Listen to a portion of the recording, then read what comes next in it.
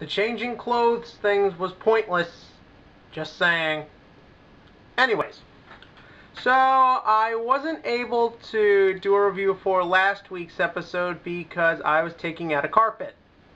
It's not a joke. That's actually what I was doing. I was gone all day Wednesday. I was taking out a carpet. So that's why I wasn't able to record yesterday. And at that point, I hadn't seen the episode, so I figured just watch both episodes this morning. And that was the best way to do it because last week's episode was basically a lead into this one. I mean, don't get me wrong, killing off Michi, I think his name was, and the whale kid was actually kind of horrific. Though when you think about it, they basically did themselves in. But it was actually, like, especially with the whale kid, he was just there because he was following Michi around, and now he's pretty much this arc's equivalent to dead. Oh my god, was that weird. And I sort of find it funny that the Ancient Gear guys, the Obelisk forces, because the strategy Michi used I really liked, it was so ironic that you actually did see the Obelisk kids basically be like, no, we prepared for stuff like this. It's pretty obvious you try and kill our ace monster. Because they never prepare for that in the show. They never play counter traps or anything like that unless it's for their one ace at the end of the duel. So that was kind of fun to watch. And just seeing the characters go, I mean, they've done such a nice job of making you at least find these side characters fun to watch. So when they do go, you do kind of feel sorry for them. But realistically, the main goal of the episode was to build up Yugioh about to duel Sora again. And I thought it was so fascinating that Yugioh was able to get himself out of the Berserk mode. That was very interesting. I sort of like the fact that it was still the same trigger from last time, that he sees the death and it brings up like Yuto's memories and all of that, and it puts him in the Berserk mode. But the concept of wanting to keep his ideals and wanting to keep dueling that, the concept of using it to make people happy, to make them smile and all of that, seeing that be what kept him under control really made sense when you thought about it. I mean, partially because nothing bad was happening to him at that moment, so there was no uber need to go into Berserk mode. But it allowed for him and Sora's duel to feel very genuine, and it gave it a real sense of emotion.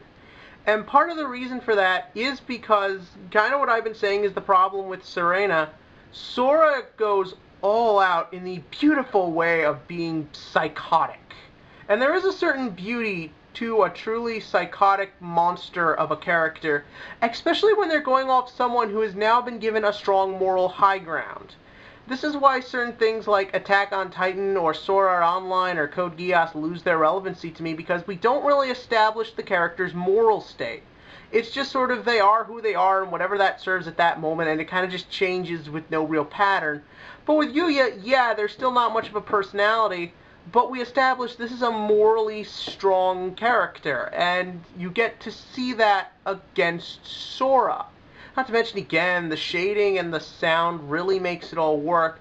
But I just like watching them duel and hearing Yugioh say things to her like it's about friendship, and you even did things out of friendship, and you see Sora's responses, and the whole time you just want to give Yugioh a pat on the back for doing everything he can, but you know it's inevitably pointless. And I just thought that was so well shown in this. Not to mention, I do sort of like that it looks like Serena will be a good person, so ultimately they didn't need to try anything psychotic with her. This was all the point. I do sort of feel that Arc 5's big problem is they know they have a lot of great ideas and they're really excited about them, that they're sort of rushing certain things, but overall it's serving it well. And by the way, Odd Eye's Xyz Dragon, the Rebellion Dragon, I want one. Oh my god, did it look badass at the end of that duel. So beautifully animated, the colors, the lighting on it. Such an entertaining card to watch be used. I don't know if it's ever practical, but I would love one just for my own personal collection. The one thing that did sort of bug me, and maybe this is more of a peeve, was I wish that, and I am glad he's in it, Sawatori, I wish he was using Yosenju's permanently. Because that is a powerful deck right now, and why did he switch decks again? Why not just let him keep the Yosenjus? They're practical, they're awesome, they're great for dealing with extra deck stuff. I mean, have you ever played Yosenjus at tournament? They are obnoxious as hell. Kind of like him. I don't know why he's switching decks all the time. Maybe it's because they're waiting till he wins with one. Maybe he'll stick with the Joker thing. I guess it is sort of similar to Yugioh's deck, and since he is the main rival, the two decks kind of need to be opposite of each other, so I get that in a sense, but I was really looking forward to him being Yosenju's, and I'm not going to lie, watching Yugioh defeat Yosenju's kind of makes me feel a lethargic sense of manliness. Kind of like when Yugioh beat the Constellars, it was just like, yes! Vengeance for all those time my opponent would go Pallades and send every damn little thing back, and then go M7 and continue this loop. But again, that's more of a peeve. It worked. But what did you think of these two episodes? In the comments section below, tell me what you thought of this whole thing, Yugioh versus Sora, everything with Shun, everything with Sarah, and everything with Akaba, with Reiji, and even the stuff with Reiji's little brother versus the kid who uses Enta machines. I wish we focused on that duel more. I thought you could have done something really interesting there.